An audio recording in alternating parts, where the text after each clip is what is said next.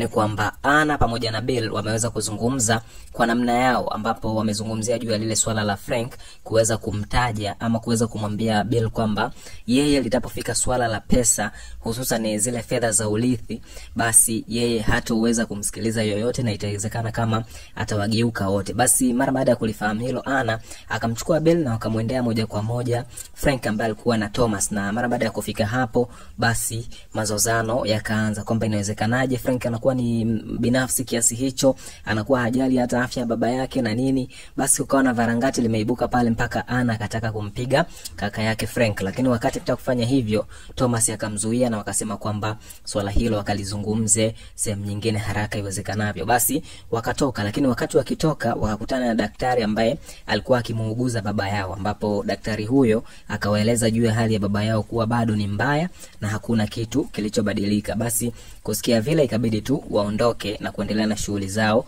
nyingine. Lakini wakati hilo likiendelea, upande mwingine ni upande wa Enzo pamoja na Davis, ambao nao pia waliweza kufika hospitalini pale, ambapo walifika kwa lengo la kwenda kumuona Rebecca. Lakini mara baada ya kufika hospitalini hapo,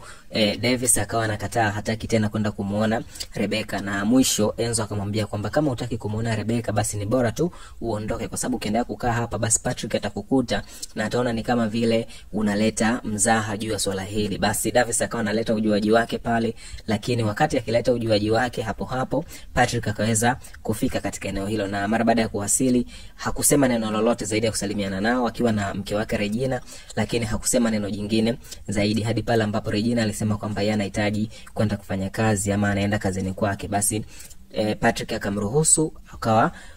ameondoka yeye Patrick na kumwacha pale bado Regina, kwa sababu Patrick ndo aliamua kuondoka wa kwanza. Basi Regina alipobaki pale akawa anamshangaa Davis kwa kila ambacho anakifanya, kwamba inawezekanaje anakuwa na roho ya namna hiyo, kwamba hataki hata kumuona Rebecca, mtu ambaye amekunywa sumu kwa ajili yake. Kwa hiyo ile ikawa ni kama vile inaendelea kuleta tafrani pale. Lakini wakati hilo likiendelea, sasa upande mwingine ilikuwa ni upande wa Idi, ambaye Idi yeye alienda moja kwa moja kwa rafiki yake Peter, ambapo mara baada ya kufika huko alimuuliza moja kwa moja bila kupepesa kama ni kweli anatembea na mke wake, kwani aliambiwa kwa mke wake ana mimba ya Peter.